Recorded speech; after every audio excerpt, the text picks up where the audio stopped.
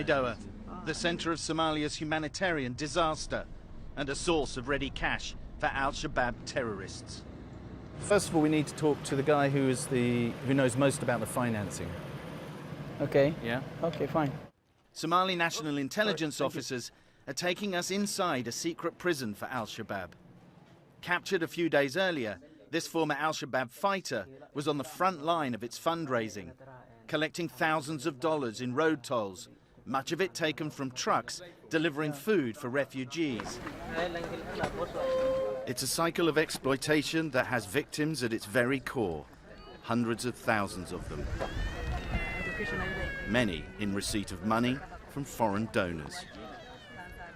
This is Bourdan refugee camp. There are a steady flow of refugees coming in here every day. It's impossible to access without an escort from the African Union. And the people fleeing into here are fleeing drought and they're fleeing conflict. And of course, it's those two combinations that are so profitable for groups like al-Shabaab and other warlords. Fatima's family once owned dozens of goats and 7 cows. Drought and conflict have driven her onto the road, and now she has nothing. But destitute, she is still a source of income for al-Shabaab. 270,000 refugees now live in Baidoa, and more come every day. And this is where the terrorist group profits. Now an agent for the government, this man was a Shabaab tax collector for 8 years. Merchants bringing food for sale to refugees pay al-Shabaab to get to Baidoa and tax them there too. And if they don't pay? They capture and kill.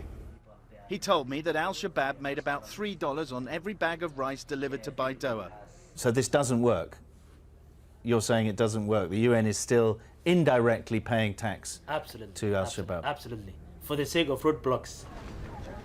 Baidoa was at the center of man-made famines that killed 300,000 in 1992, 250,000 in 2012, and one that was headed off by aid last year. To avoid theft of supplies, the UN switched to directly transferring cash to refugees last year, and that shifted responsibility for moving food to merchants. But al-Shabaab has continued to profit. Arguably, then there's actually an incentive for al-Shabaab to concentrate people in Baidoa, focus the aid delivery there, and just scoop off three bucks a bag. I think that's probably right.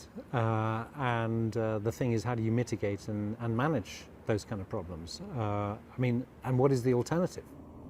The UN estimates that a single al-Shabaab roadblock along this Mogadishu to Baidoa route generates $5,000 a day for the terrorist group. The country's roads have become al-Shabaab's financial blood supply. 22,000 African troops have been fighting the terrorists, but they're due to pull out in 2 years.